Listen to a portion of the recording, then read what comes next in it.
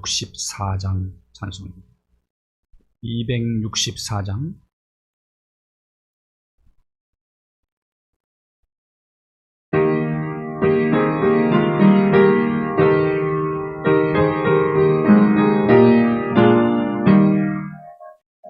정결하게 하는 셈이 나의 앞에 있도다.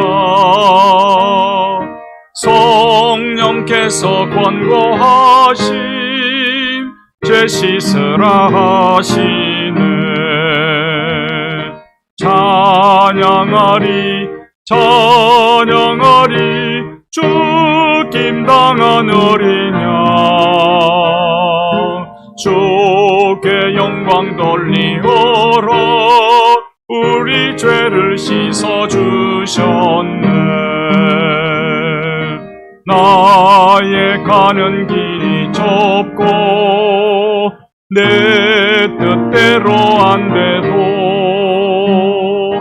모든 욕심 다 버리고 주만 따라가겠네. 찬양하리 찬양하리 죽임 당한 어린 양 주께 영광 돌리어라. 우리 죄를 씻어주셨네. 나의 마음 제단 위에 불길같이 타올라 영원토록 찬양하며 주께 영광 돌리네. 찬양하리 찬양하리 죽임 당한 어린 양 주께 영광 돌리어라. 우리 죄를 씻어주셨네. 한량없는 주의 은혜 나를 영접하셨네. 내가 지은 모든 죄와 허물 용서하셨네. 찬양하리 찬양하리 죽임 당한 어린 양 주께 영광 돌리어라. 우리 죄를 씻어주셨네. 성부 하나님께 영광 성자 예수께 영광 성령님께 또한 영광 모두 돌려드리세. 찬양하리 찬양하리 죽임 당한 어린 양 주께 영광 돌리어라. 우리 죄를 씻어주셨네.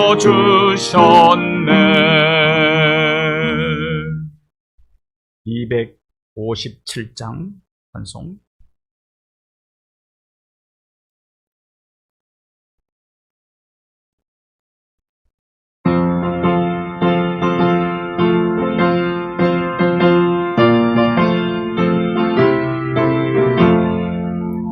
마음에 가득한 의심을 깨치고 지극히 화평한 마음으로 찬송을 부르는 어린 양 예수의 그 피로 속죄함 얻었네.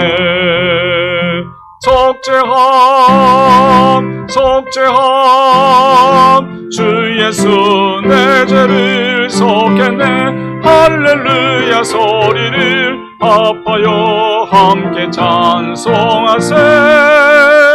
그 피로 속죄함 얻었네. 금이나 은같이 없어질 율법에로 속죄함 받은 것 아니요. 거룩한 하나님 어린 양 예수의 그 피로 속죄함 얻었네. 속죄함 속죄함 주 예수 내 죄를 속했네. 할렐루야 소리를 합하여 함께 찬송하세. 그 피로 속죄함 얻었네. 나 같은 죄인이 용서함 받아서 주 앞에 옳다함 얻음은 확실히 믿기는 어린 양 예수의 그 피로 속죄함 얻었네. 속죄함 속죄함 주 예수 내 죄를 속했네. 할렐루야 소리를 합하여 함께 찬송하세. 그 피로 속죄함 얻었네. 거룩한 천국에 올라간 후에도 넘치는 은혜의 찬송을 기쁘게 부르는 어린 양 예수의 그 피로 속죄함 얻었네. 속죄함 속죄함 주 예수 내 죄를 속했네. 할렐루야 소리를 합하여 함께 찬송하세. 그 피로 속죄함 얻었네. 거룩한 천국에 올라간 후에도 넘치는 은혜의 찬송을 기쁘게 부르는 어린 양 예수의 그 피로 속죄함 얻었네. 속죄함 속죄함 주 예수 내 죄를 속했네. 할렐루야 소리를 합하여 함께 찬송하세. 그 피로 속죄함 얻었네.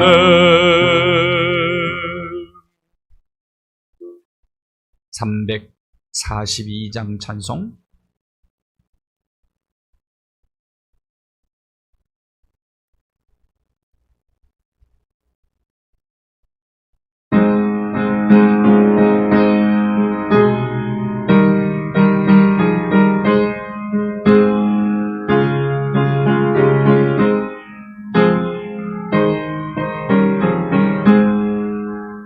너 시험을 당해 죄 짓지 말고 너 용기를 다해 물리치라.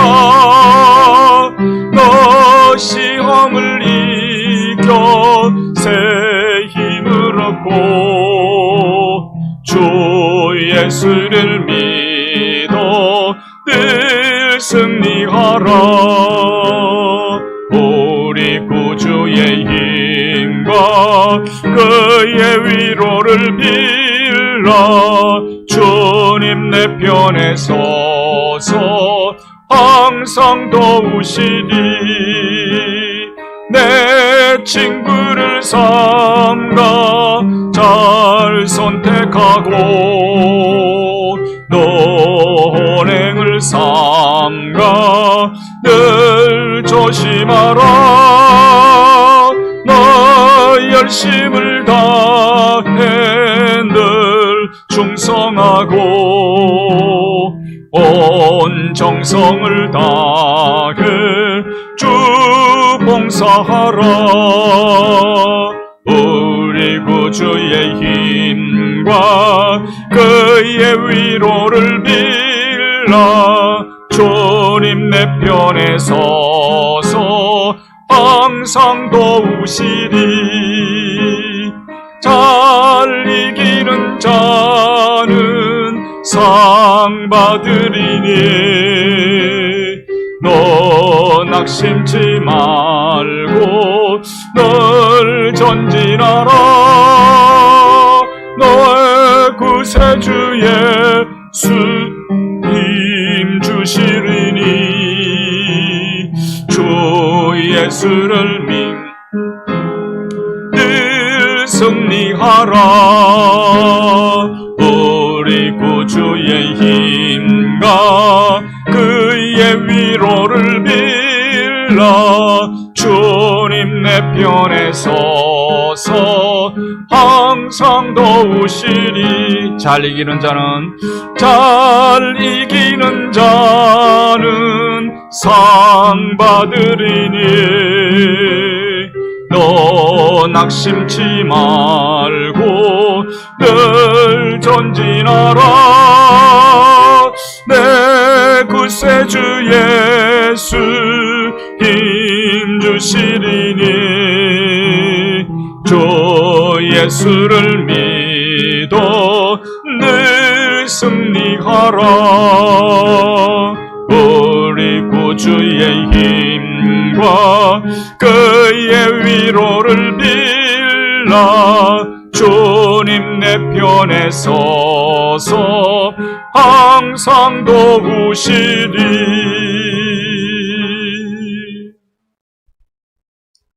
은혜와 자비가 풍성하신 하나님 아버지, 주의 전에 저희들 다시 나왔습니다. 주의 공로 의지하여 주님 앞에 무릎 꿇고 머리 조아리었습니다. 보혈로 정결하게 우리를 씻으시고 주의 뜻에 합당한 사람으로 세움받기를 소원하며 주님 앞에 간구하오니 하나님의 선하신 뜻을 따라 준행하며 살아가는 믿음의 사람들로 하나님이 원하시고 하나님이 기뻐하시고 하나님이 받으시는 사람들로 세움받게 하옵소서. 자비하신 아버지 하나님, 세상과 세상에 속한 것들에 너무 집착하지 않고 크게 미련두지 않고 잠깐 지나가는 세상입니다. 주님, 물질과 부요와 명예와 건세, 뜬 구름과도 같은 것들입니다. 영원한 가치에 소망을 두고 하나님의 나라에 보물을 쌓는 지혜로운 믿음의 사람들로 주 앞에 세움받게 하옵소서. 자비하신 주님, 세상과 세상에 속한 것이 덧 없음을 알면서도 이것이 전부인 것처럼 생각하며 살아가는 어리석음, 하나님의 자녀들의 삶 속에서는 다 버리게 하시고 정말 이 땅에 발을 딛고 살지만 세상에 허락하신 것들이 참 소중한 자원들이기에 이것을 가지고 하나님께서 우리에게 맡겨주신 귀한 사명을 잘 감당하며 살게 하시고 하나님이 원하시고 기뻐하시는 뜻을 따라 마음을 다하고 성품을 다하고 뜻을 다하고 힘을 다하여 하나님을 사랑하고 이웃을 내 몸처럼 사랑하면서 모든 은사와 달란트와 자원들을 이웃사랑 실천에 사용함으로 순간의 가치를 영원의 가치로 바꾸며 살아가는 지혜로운 믿음의 사람들 다 되게 하여 주시옵소서. 하나님 아버지, 나라와 민족을 위해서 기도합니다. 대통령을 세워야 되는 중대한 과제를 앞에 놓고 있습니다. 나라의 운명을 결정할 수 있는 중대한 기회가 우리에게 찾아옵니다. 하나님, 원하시고 기뻐하시는 사람 세워지게 하시고 하나님 경외하며 백성들의 생명과 재산과 안전을 지키는 데 목숨 걸고 사명을 감당할 수 있는 청지기적 정신으로 무장한 사람이 이 나라의 지도자로 세워지게 하여 주시옵소서. 이제 각 정당의 대선 후보들이 신선하고 백성들에게 참 소망을 불러일으킬 수 있는 정책을 제시하여 하나님의 백성들이 믿고 따를 수 있는 지도자가 세워져 이 나라 이 민족이 함께 모든 백성들이 마음과 뜻을 하나로 묶어 저 미래의 희망과 비전을 향하여 힘차게 나아갈 수 있는, 그래서 이 나라의 민족이 도약하게 하시고 하나님의 뜻을 아름답게 성취하는 나라 민족 될 수 있도록 축복하여 주시옵소서. 병중에 있는 형제자매들이 많이 있습니다. 하나님 불쌍히 여겨주시고 치료의 광선을 발하여 주시고 주의 능력의 장중에 붙들어 주시사 병마를 이기게 하여 주시고 좌절하거나 절망하거나 낙심하지 않고 질병의 고난의 터널을 통과하는 중에 불순물 제거되고 금보다 더 귀한 믿음의 사람들로 하나님 앞에 세움받는 축복의 은혜를 경험하게 도와 주시옵소서. 하나님의 도우심의 손길과 하나님의 함께하심을 경험하고 그 임재와 그 영광을 체험함으로 모든 어둠의 그림자들이 사라지게 하여 주시옵소서. 다음 세대를 위해서 기도합니다. 믿음의 계대를 이어가며 하나님 이 나라의 민족을 더 아름답고 복되게 이끌어갈 수 있는 귀한 일꾼들이 각 가정과 교회들마다 배출되게 도와주시고 하나님의 말씀으로 무장하고 성경적 가치관으로 무장한 다음 세대들이 많이 세워져서 우리가 사는 세상보다 더 아름답고 복된 세상을 만들어 나아가도록 축복해 주옵소서. 오늘도 거룩한 말씀 앞에 저희들을 섰습니다. 하나님의 말씀 경청하게 하시고 마음비에 새기고 그 말씀의 원리가 우리의 삶을 이끌어가게 도와주시옵소서. 예수 그리스도 거룩하신 이름으로 기도하옵나이다. 아멘.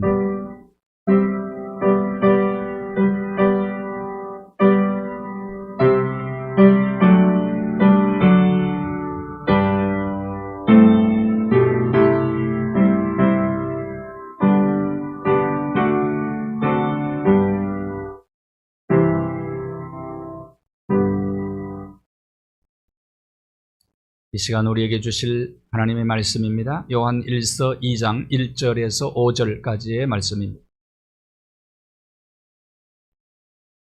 요한 1서 2장 1절에서 5절입니다.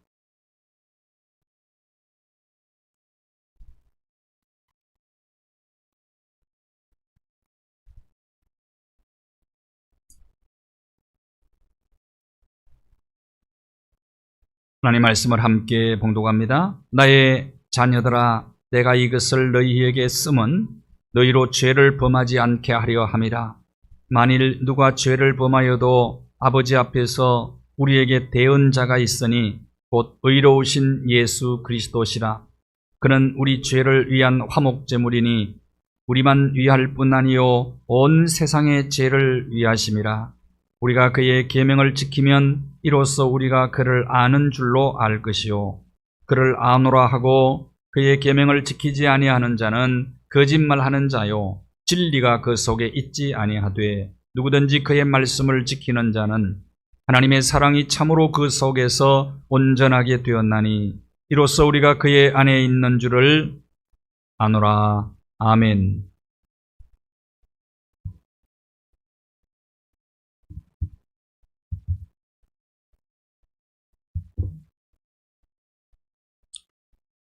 좋은 생각에 수록된 이야기 하나를 소개하겠습니다.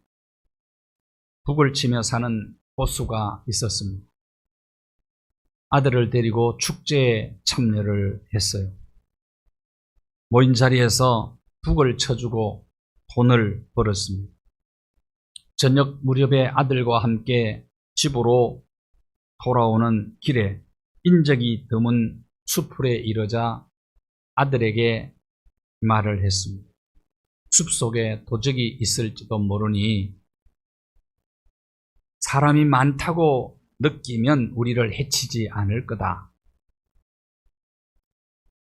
그러면 어떻게 사람이 많은 것처럼 보여줄 수 있을까요? 큰 소리로 북을 울리면서 가면 된다. 이 고수가 북을 치기 시작을 합니다. 그리고 함께 아들과 함께 걷습니다.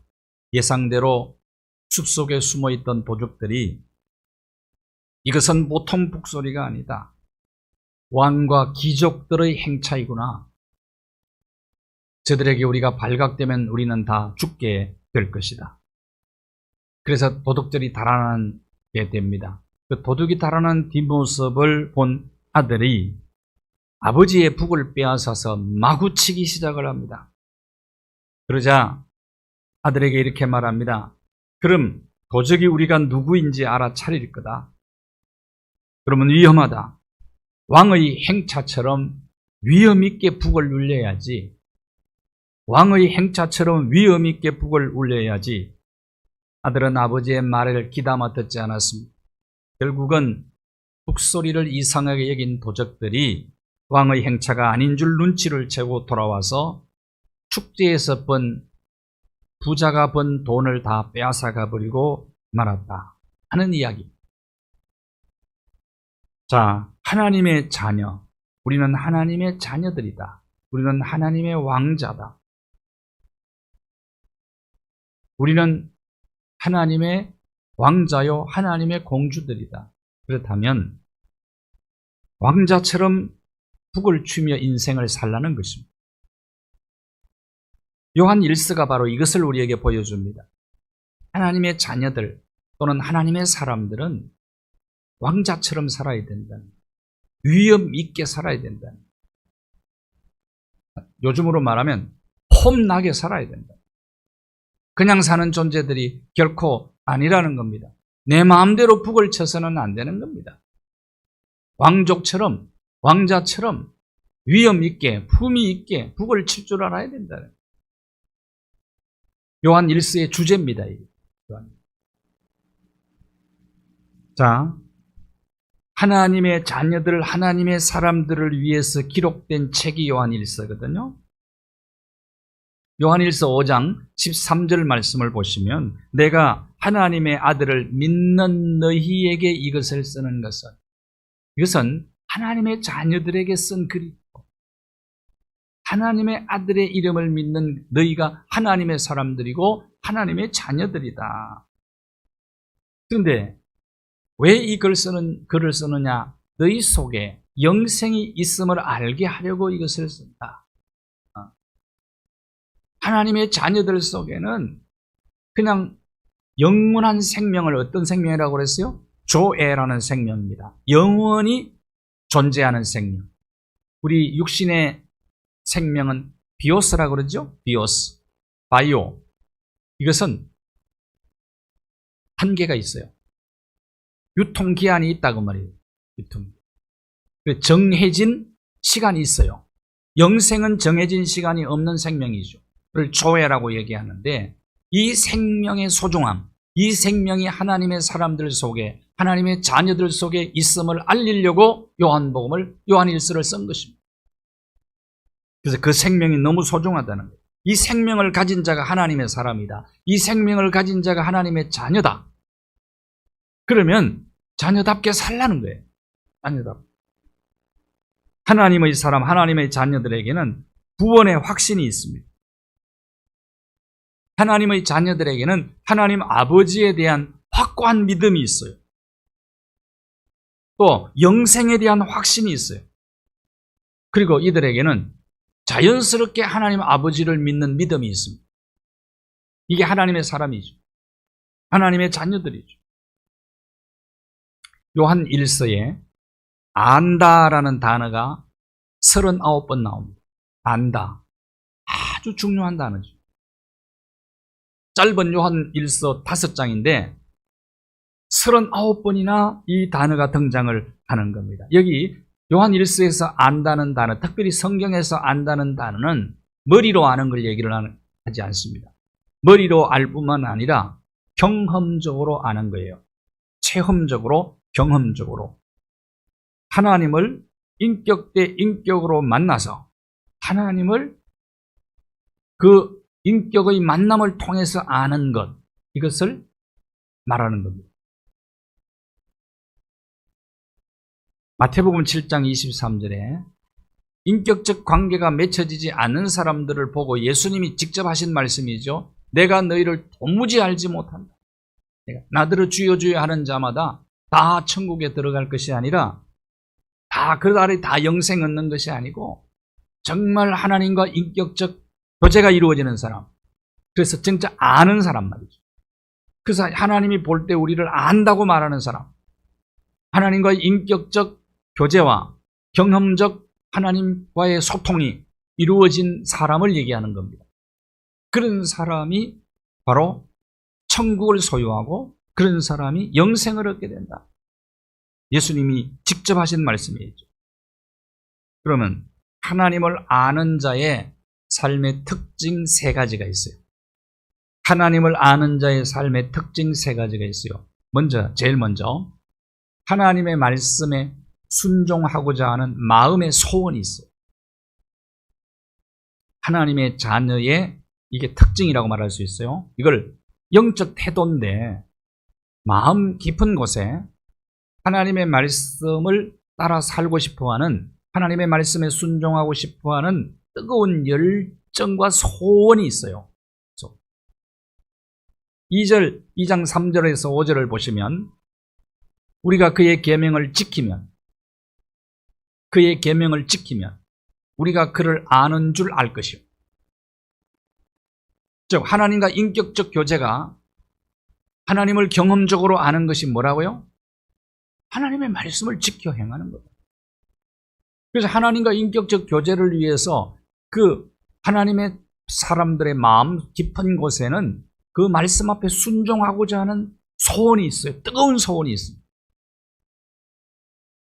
그런데 하나님을 안다고 하면서, 하나님을 믿는다고 하면서 계명을 지키지 아니하는 사람, 전혀 그런 소원이 없어. 하나님의 뜻대로 살고자 하는 소원이 전혀 없다면 이 사람은 거짓말하는 사람이에요.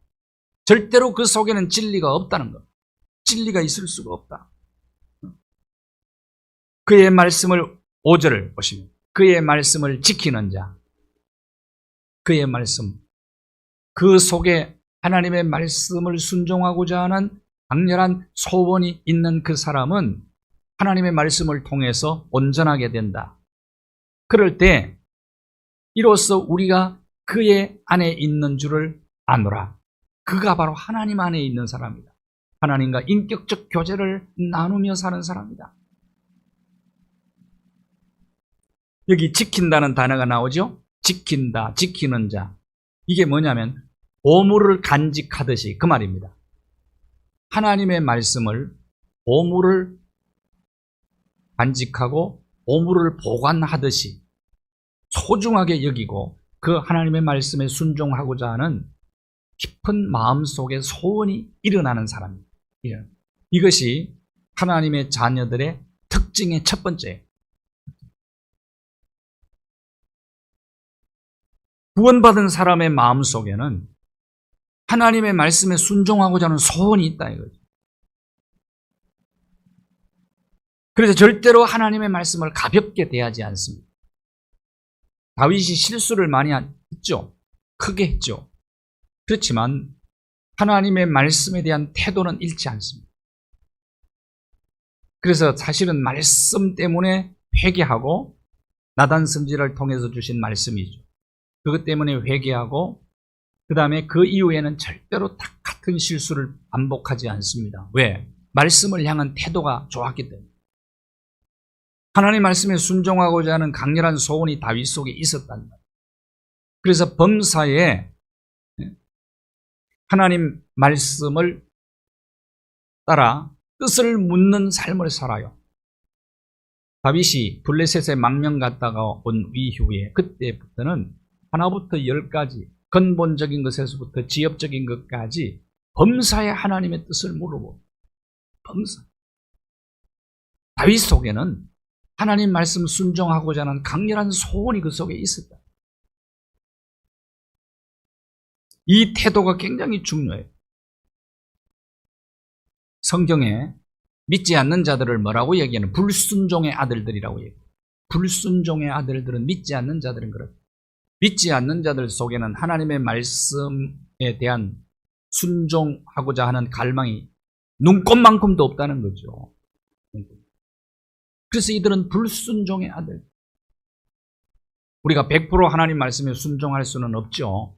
그렇지만은 우리 속에 적어도 하나님의 자녀라면, 거듭난 사람이라면, 영생을 소유한 자라면 하나님의 말씀에 대한 순종하고자 하는 소원이 있어야 되는 거예요. 디자이어라고 그러는데 영어로는. 이게 있어야 돼요. 이게 있다면 그 사람은 하나님의 자녀라는 증거지요. 영생을 소유했다는 증거죠. 영생을 소유하지 않는 자는 하나님의 말씀을 순종하지 않는 불순종의 아들들이다. 그 불순종의 아들 속에는 불순종의 영이 역사한다고 성경은 말하고 있습니다.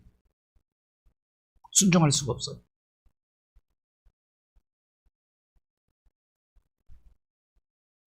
요한일서 2장 4절을 보십시오. 그의 계명을 하나님을 아노라고 하고 하나님을 믿는다고 하고, 이게 이런 사람이 누구냐면 나더러 주여 주여 하는 사람. 하나님 계명을 지키지 않는 자는 거짓말하는 사람. 진리가 뭡니까? 진리가 예수 그리스도 아니십니까? 그 속에는 예수 그리스도가 없다. 예수 그리스도가 없으면 영생이 없는 거죠. 순종하고자 하는 마음의 소원이 없다면 이 사람은 거짓말하는 사람이에요. 믿는다고 하면서. 하나님을 안다는 증거가 무엇입니까? 하나님 말씀에 순종하는 것이거든요.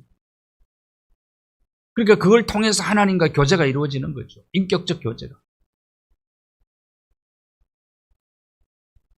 모든 하나님의 사람들, 하나님의 자녀들은 예수님을 믿는 그 순간부터 순종학교에 입학을 한 겁니다. 순종학. 그래서 거기서 순종을 배우는 거예요. 광야 40년이 이스라엘 백성들에게 바로 순종 훈련 코스거든요. 가나안 땅에 그냥 들어갔으면 큰일 날 뻔했어요. 오히려 그 순종 훈련을 받고 들어간 거예요.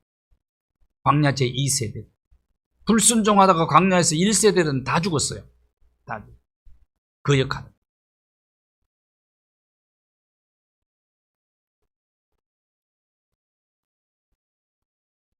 백혈병으로 2주밖에 살지 못한다는 판정을 받은 11살짜리 어린 소년 브랜던에 대한 이야기입니다. 백혈병으로 2주밖에 못 산다는 사형 선고 받은 거죠. 차를 타고 엄마와 함께 집으로 돌아오고 있었습니다. 이 어린아이가 세상 떠난다는 의미를 알았겠어요? 가족들과 이별한다는 것을 제대로 알았겠어요?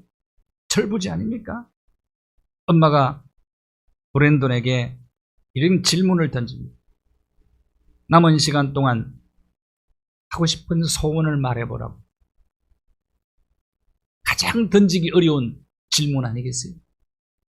브랜던에게 그 소원이 뭐냐 마지막으로.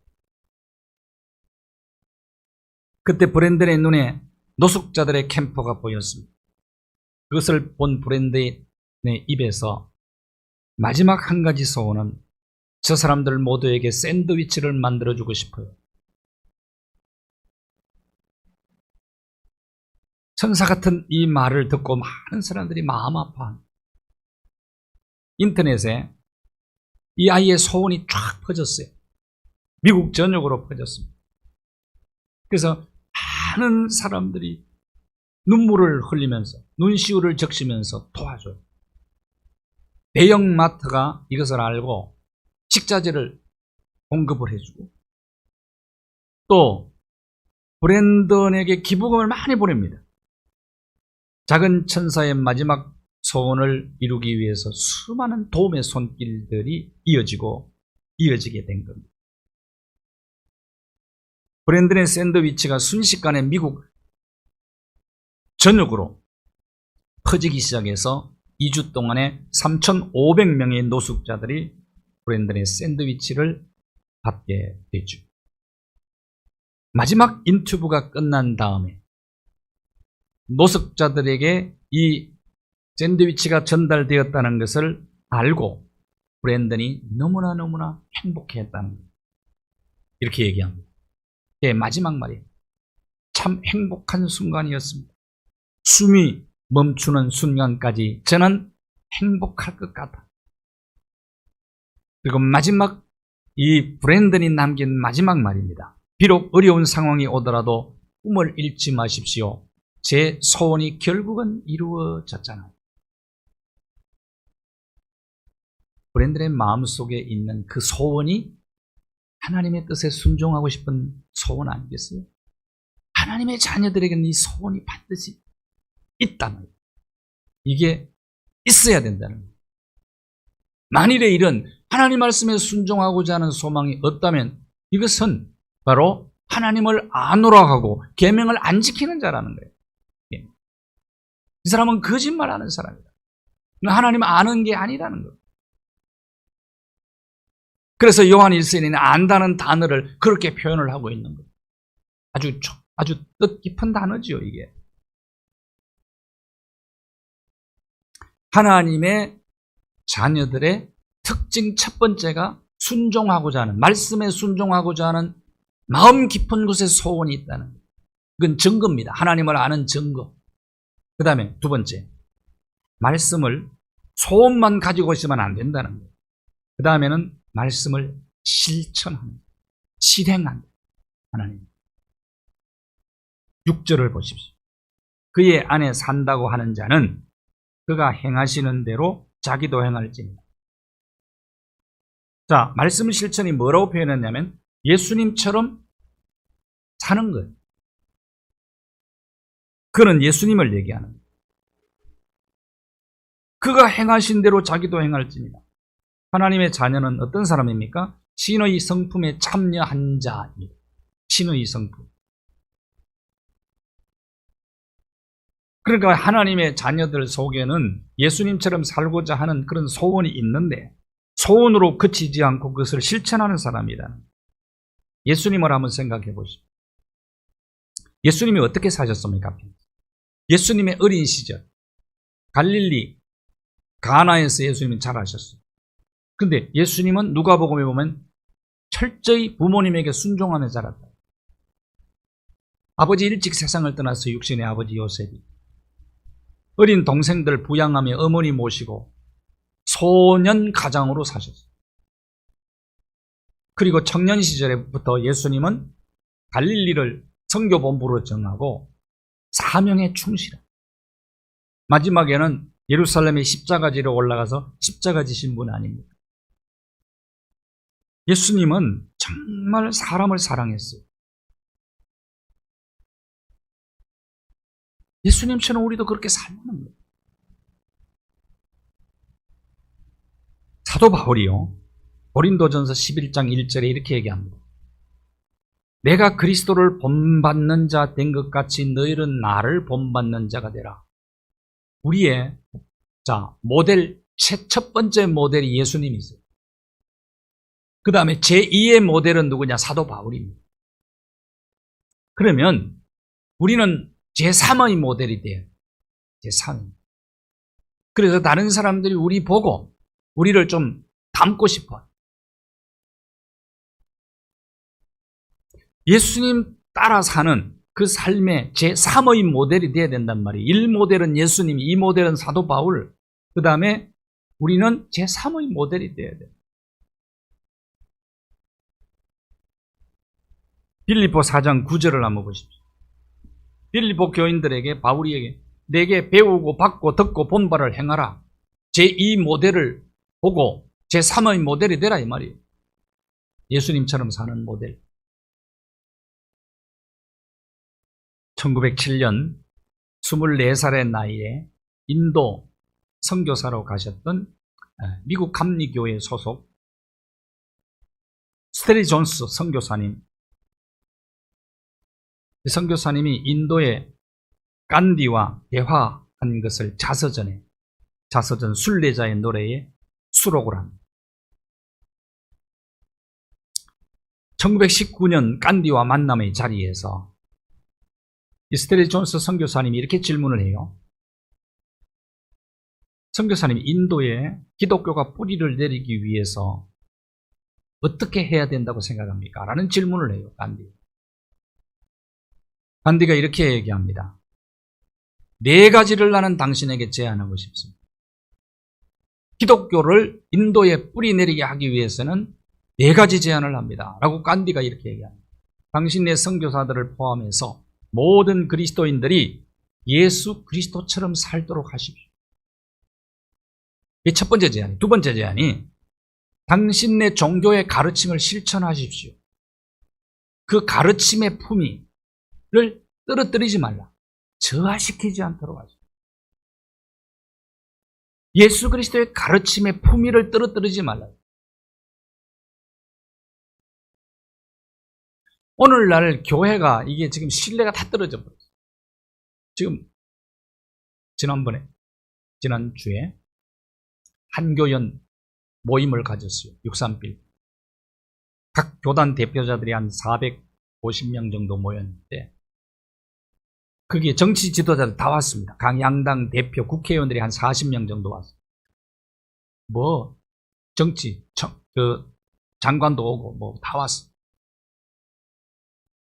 그러면서 우리가 새로운 비전과 그러면서 교회가 우리가 그런 고백을 했어요. 교회가 신뢰가 좀 떨어졌다.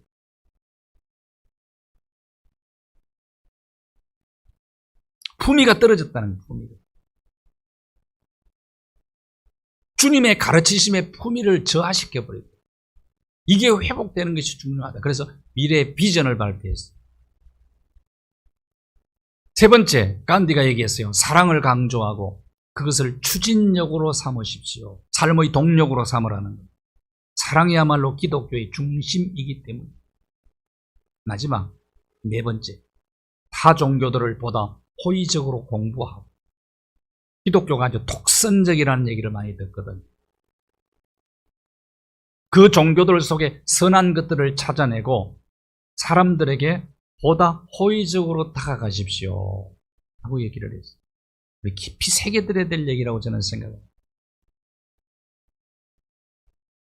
자, 이 네 제안을 한마디로 표현하면 뭡니까? 예수님 가르침대로 좀 살아보자는 거예요. 그러면 기독교가 나라에 뿌리를 내리는 것이다. 그렇게 돼요.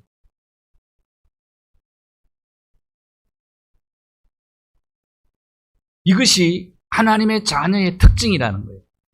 하나님의 자녀는 말씀 순종하고자 하는 소원만 있어서는 안 된다고요. 이것을 그대로 삶에 옮기는 겁니다. 근데 모델이 있어요. 우리는 너무 모델 따라가기만 하면 되는 거잖아요. 모델이. 앞서간 분들이 있잖아요. 두 분 대표적인 분 제1 모델, 제2 모델이 있잖아요. 따라가면 우린 제3의 모델이 되는 겁니다. 마지막으로 하나님의 사람의 특징, 하나님의 자녀의 특징은 그 다음에 그러면 뭘 실천하느냐 아니면 뭐를 어떻게 실천하느냐는 거예요. 실천하는데 기독교의 핵심이 사랑 아니겠어요? 사랑 실천하라는 겁니다. 새 계명과 옛 계명을 얘기하고 있죠. 7절에 새 계명, 옛 계명. 예수님이 서로 사랑하라 이게 새 계명 아닙니까? 옛 계명은 10계명이죠. 자, 그러면 새 계명을 예수님께서 전혀 새로운 걸 말씀하셨나요? 아니죠. 10계명은 전부 하나님 사랑하라, 이웃 사랑하라 이거 아닙니까? 결국은 사랑 아니겠어요? 성경이 보약이라면 보약을 꼭 짰는데 한 방울 딱 떨어지는 엑기스가 뭐냐? 그게 사랑이랍니다. 사랑.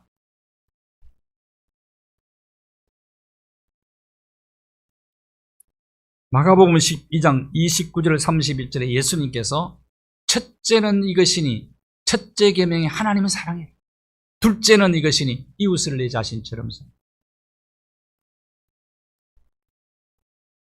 예수님이 사람들을 정말 사랑했어요. 특히 제자들, 정말 형편없는 제자들 아닙니까? 어떻게? 예수님이 그렇게 심려를 기울여서 3년 동안 훈련 잘 시켜놓았더니 다 도망갔잖아요. 저주하고. 요한 빼고는.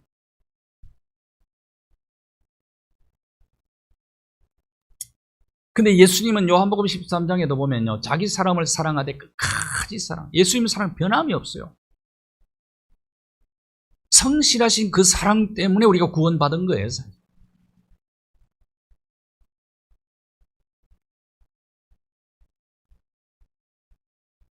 요한 1서 2장 9절에서 10절을 보시면 요한 1서 2장 9절 10절을 보시면 빛 그리고 어둠, 미움, 사랑 대조되는 두 단어들을 묶고 있어요. 묶어놓고 있어요. 이걸 잘 보셔야 돼요. 이웃 사랑이 뭡니까? 어떻게 하는 것이 이웃을 사랑하는 겁니까? 미워하지 말라 그랬어요. 이 두 가지는 빛과 어둠은 공존할 수 없어요. 미움과 사랑도 사실은 공존이 안 됩니다. 공존할 수 없는데 이 세상에는 같이 있잖아요, 이게. 그래서 세상이 모순된 세상. 절대로 있을 수가 없는 거라니까요. 여기 어둠하고 빛이 같이 있습니까? 이 공간 안에. 근데 세상은 갈등과 모순이, 이게 같이 있어서 갈등과 모순이 있는 거랍니다.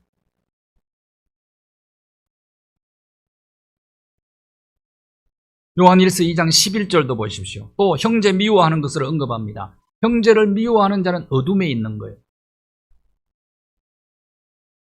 그 사람은 빛 가운데 있는 게 아니에요. 어둠에 행하는 사람입니다. 형제를 미워해요. 그 어둠이 그 마음을 덮어버려요. 여러분, 누군가를 미워하면 내 마음이 어둠에 덮여 있는 거예요. 그거 우리가 다 경험하잖아요. 미움을 받는 사람보다도요, 내가 미워하는 사람이 더 큰 손해를 보는 거예요. 왜냐하면 내 마음이 엉망이 돼버리는 거예요.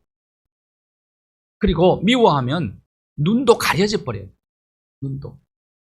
그리고 그 사람, 내가 미워하는 대상의 실상을 전혀 못 보는 거예요. 가치도 못 보는 거예요. 그럼 우리나라 사람들이 좀 이렇게 강해요. 내 편 아니면 전부 적으로 생각하는 거예요. 오늘 정치인들이 이걸 지금 전부 편가르기, 갈라치기 다 해버려가지고 남이 하는 거는 전부 잘못됐다고 해요. 내로남불이 이래서 나오는 거란 말이에요. 왜? 눈이 가려져 버리는 거예요.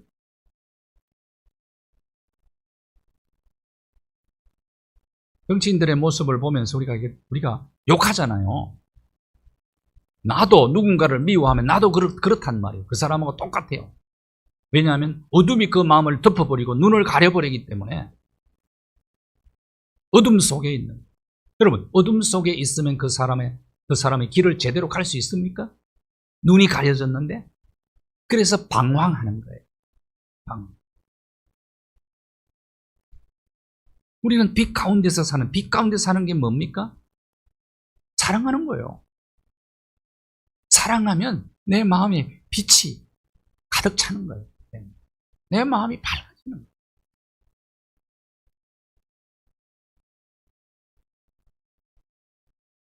어둠이 우리 마음을 덮지 못하도록 해야 되는 거예요. 미움, 분노, 혈기, 이런 것들이 전부 내 마음을 어둠으로 덮어버립니다. 꽃이 어두운 데 있으면요, 어두운 데 있으면 금방 이렇게 쪼그라들어 버리잖아요. 빛을 못 받는 거예요.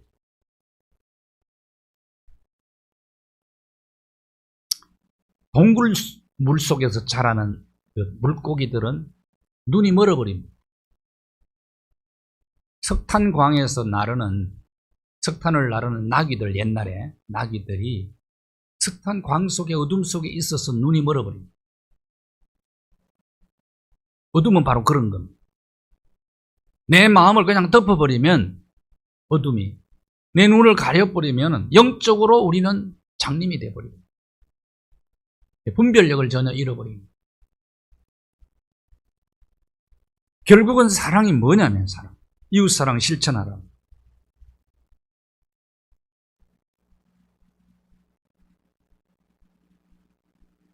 이스라엘 교육 헌장이요.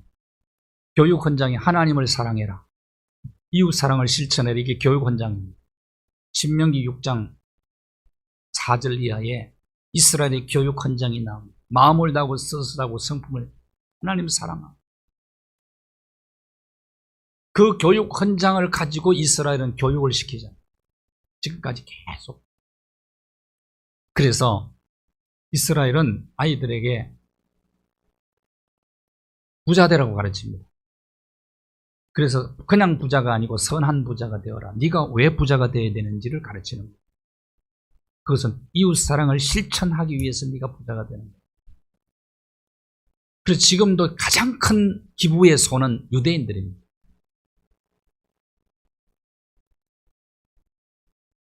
저커버그 같은 경우는 딸에게 조금 주었어요. 조금 물려줘요.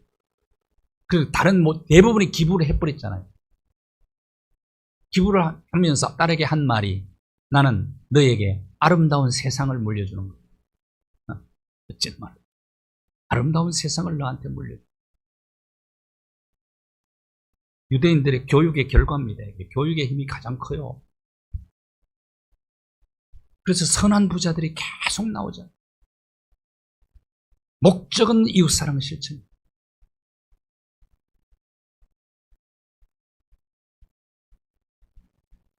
러시아의 작가 뚜르게네프가 사냥을 마치고 집으로 돌아오고 있었습니다. 문을 통과하고 정문을 지나는데 참새 새끼 한 마리가 떨어져서 그냥 이렇게 버드렁거리고 있는. 그래서 사냥개가 그 움직이는 걸 보고 막 그냥 습격을 하는데 갑자기 어미새가 날아와가지고 사냥개를 막 향해서 공격하기 시작합니다. 그러다가 어미새가 힘이 빠지니까 사냥개의 공격을 받아서 어미새가 죽죠.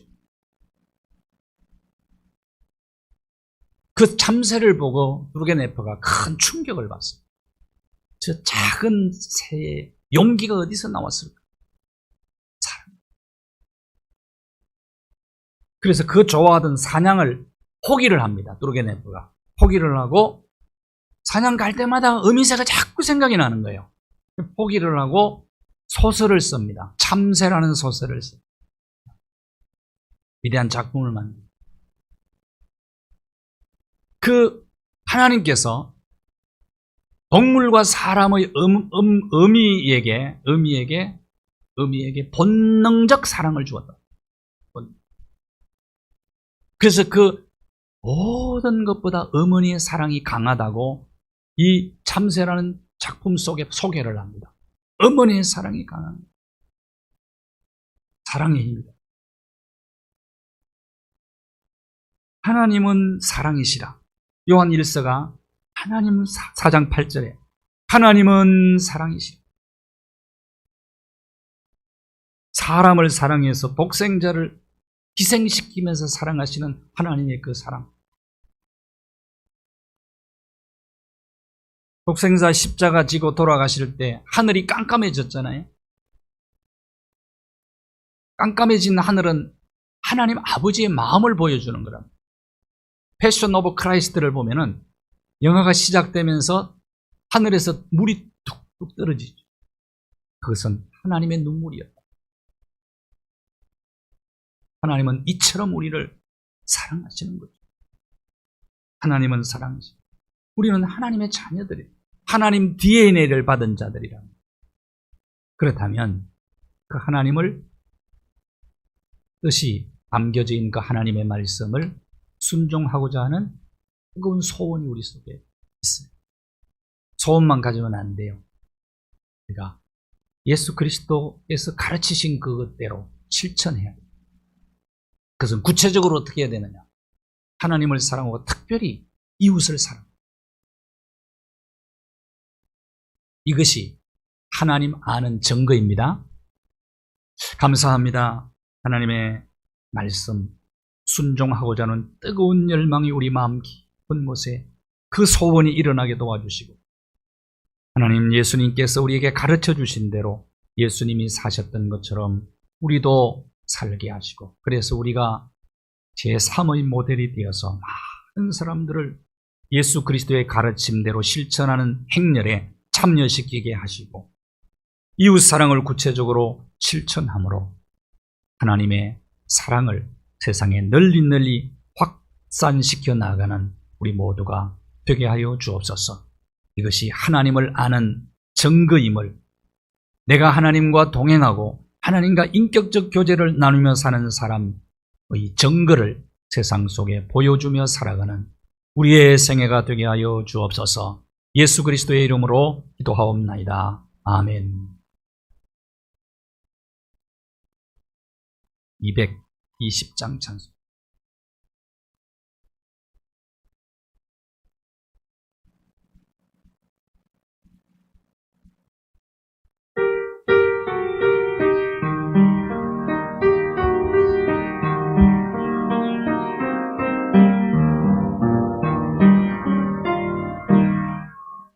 사랑하는 주님 앞에 형제자매 한자리에 크신 은혜 생각하여 즐거운 찬송 부르네.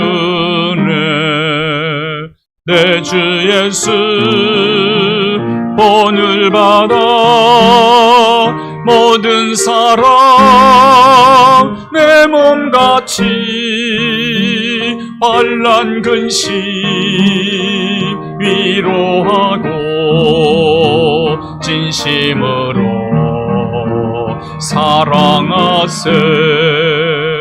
사랑하는 주님 앞에 온갖 충성 다 바쳐서 괴로우나 즐거우나 주님만 힘써 섬기네. 우리 주님 거룩한 손 제자들의 버르시소. 남 섬기는 종의 도를 몸소 행해 보이셨네. 사랑하는 주님 예수 같은 주로 섬기나니 한 피 받아 한 몸 이룬 형제여 친구들이여 한 몸같이 친밀하고 마음으로 하나 되어 우리 주님 크신 뜻을 지성으로 준행하세. 하늘에 계신 우리 아버지, 아버지의 이름을 거룩하게 하시며 아버지의 나라가 오게 하시며 아버지의 뜻이 하늘에서와 같이 땅에서도 이루어지게 하소서. 오늘 우리에게 일용할 양식을 주시고 우리가 우리에게 잘못한 사람을 용서하여 준 것 같이 우리 죄를 용서하여 주시고 우리를 시험에 빠지지 않게 하시고 악에서 구하소서. 나라와 권능과 영광이 영원히 아버지의 것입니다. 아멘.